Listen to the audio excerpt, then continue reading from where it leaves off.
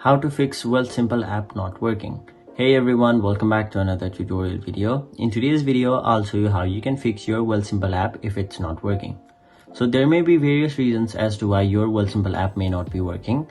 So the first and foremost reason is maybe your internet connection.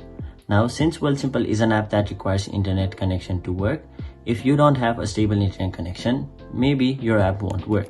So what you can do is simply check your internet connection and maybe try switching from your Wi-Fi to your mobile data, or vice versa, try switching from your mobile data to your Wi-Fi.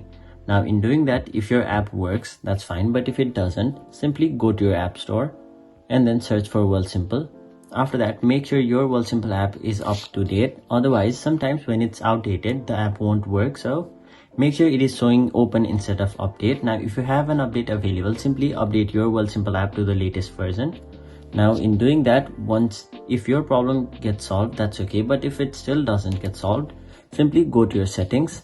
After that, go to general, iPhone storage, and then search for your Wealthsimple app. Now once you find the app, simply tap on the option offload app and then try offloading the app.